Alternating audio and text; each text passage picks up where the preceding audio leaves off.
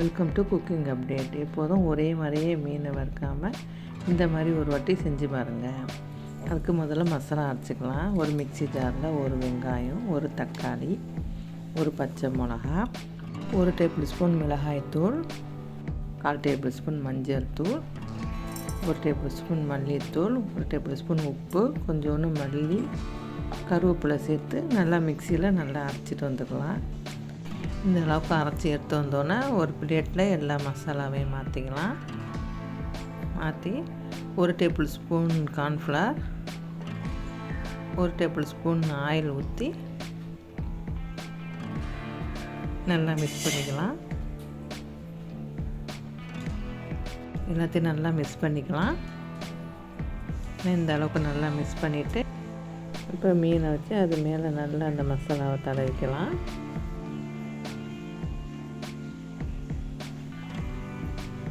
நல்லா எங்கப்பட்டாலும் படுற மாதிரி நல்லா பரட்டி இங்கே நல்லா மசாலாவை நல்லா தடவி வச்சுக்கலாம்.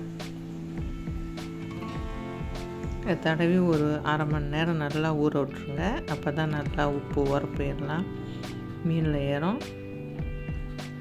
இப்போ ஒரு கடாயை வச்சு அதில் எண்ணெய் ஊற்றி ஒரு கருவேப்பிலை அப்படியே வச்சுருவோம். நல்லா பொரிச்சிக்கலாம். நல்லா பொரிச்சு எடுத்து வச்சுக்கலாம்.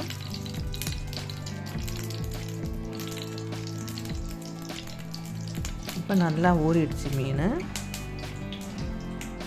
இப்போ அதே எண்ணெயில் மீனை போட்டு நல்லா பொரிச்சு எடுத்துக்கலாம்.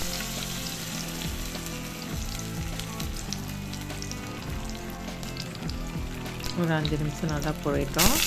இப்போ 5 நிமிஷம் ஆயிடுச்சு. இப்போ பருத்தி போட்டுக்கலாம். நல்லா பருத்தி போட்டு அந்த நல்லா வேக வச்சுக்கோங்க. அடுப்பு சிம்முலேயே வச்சு வேக வைங்க. அப்போ தான் நல்லா வேகும்.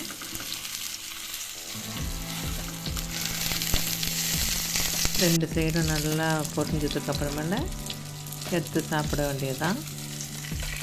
எப்போதும் ஒரே மாதிரி செய்யாமல் இந்த மாதிரி மாற்றி மசாலாலாம் அரைச்சி போட்டு செஞ்சு பாருங்கள். ரொம்ப நல்லாயிருக்கும். இப்போ மீன் ரெடி ஆகிடுச்சு.